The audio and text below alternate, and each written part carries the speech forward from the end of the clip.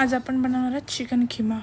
हा आहे अर्धा किलो चिकन खिमा, 7-8 कढीपत्त्याची पानं, आलं लसूण पेस्ट, अर्धा लिंबू, 3 ते 4 बारीक चिरलेले कांदे, 1 टोमॅटो, थोडीशी हिरवी कोथिंबीर।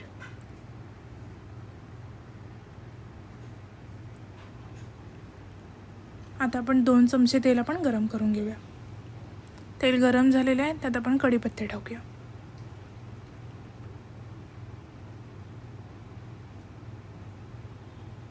आता आपण कांदा टाकूया। कांदा अगदी लालसर होईपर्यंत आपण त्याला परतवून घेऊया।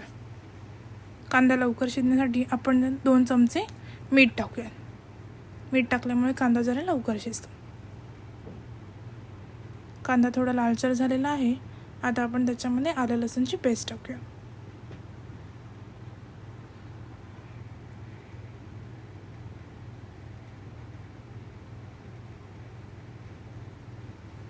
आता आपण मसाले टाकूया। हळद अर्धा चमचा,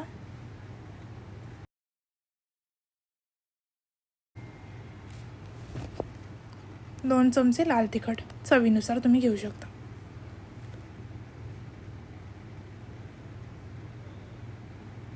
सगळे मसाले आपण तेलामध्ये फ्राय करून घेऊया। मसाले फ्राय झालेले आहेत। आता आपण त्याच्यामध्ये टोमॅटो टाकूया।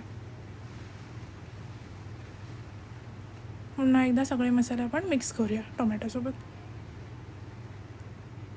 थोडं आता झाकून ठेवूया, म्हणजे टोमॅटोला थोडं पाणी सुटेल आणि सगळे मसालेचा फ्लेवर व्यवस्थित येईल। थोडीशी अगदीशी चिमूटभर आपण कोथिंबीर टाकायची, थोडा कोथिंबीरीचा फ्लेवर येण्यासाठी।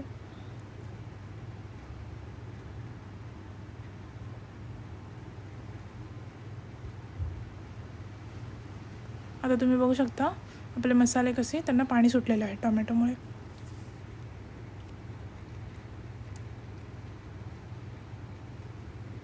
आता आपण चिकन खिमा त्याच्यामध्ये ॲड करूया।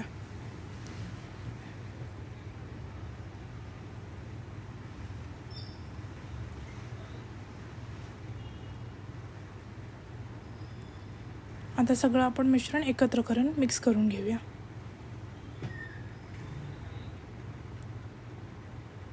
थोडीशी कोथिंबीर टाकूया आणि आपण वाफेवरती थोडं शिजवून घेणार आहोत। झाकण ठेवून देऊया आपण, त्याला आपोआपच पाणी सुटेल। आता